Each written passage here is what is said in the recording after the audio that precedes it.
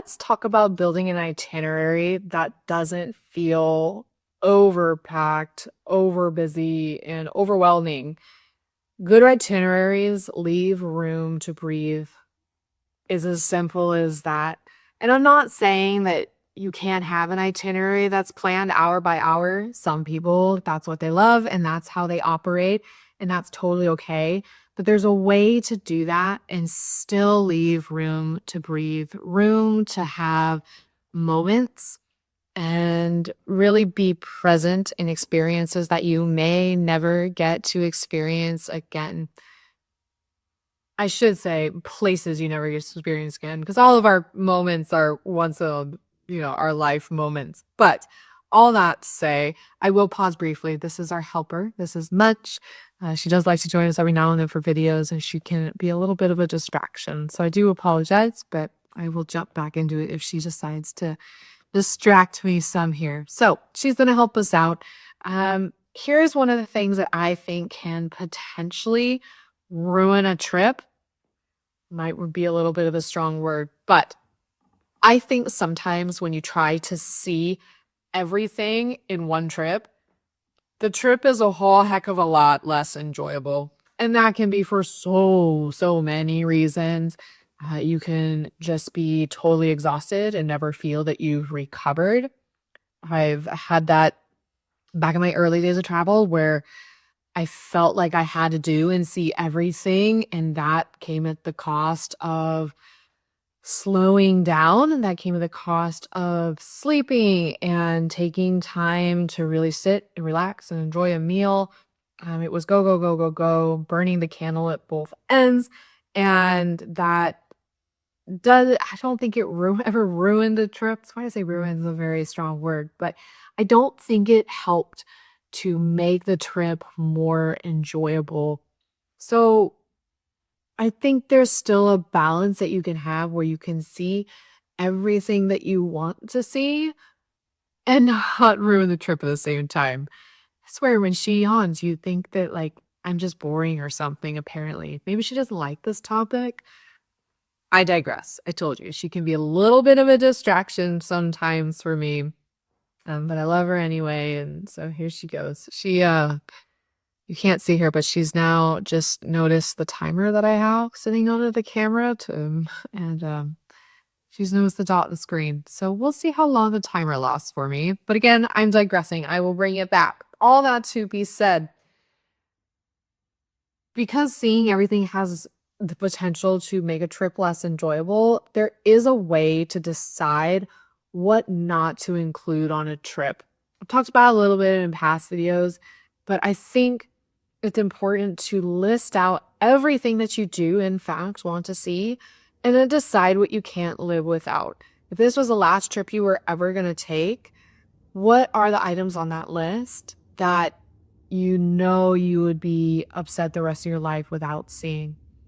Chances are it's not the last time, the one and only time that you get to have the opportunity to see these things, or at least that's my hope for you. But there's just things that you don't have to do it all. Here's an example from a recent trip. I'll throw myself under the bus.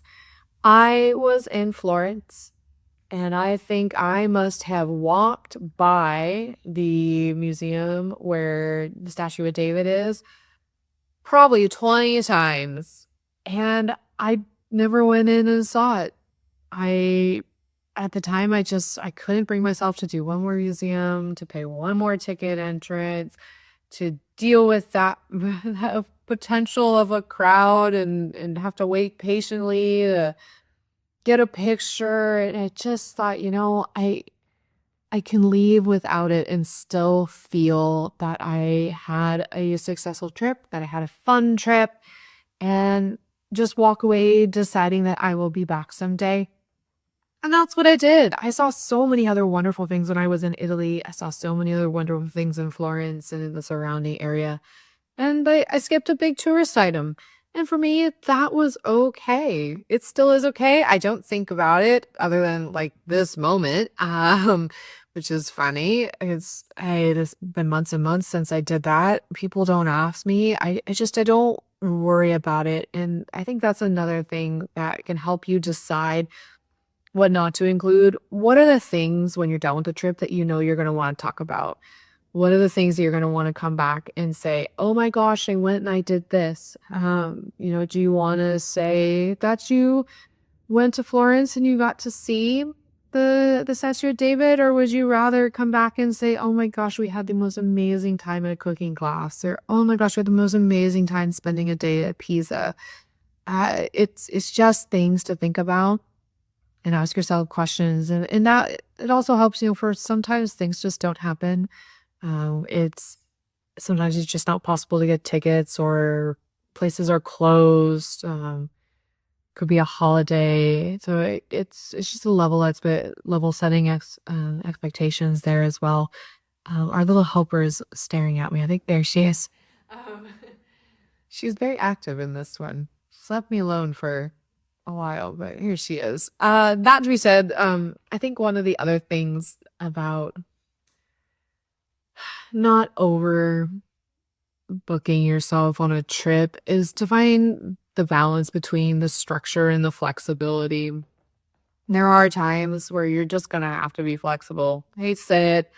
Uh, you can love your itinerary as all you want. You can love your hour by hour, everything scheduled all you want. But life happens. Transportation's late, lines are long, delays happen. You slept in, jet lag hit. God forbid you injure yourself. Things happen, and I think it's so important to leave a little bit of wiggle room in between and just set aside, you know what, if you arrive somewhere early, great. Go get a cup of coffee at the corner cafe. If you arrive late, well, you arrive late, and that's the way it's gonna be.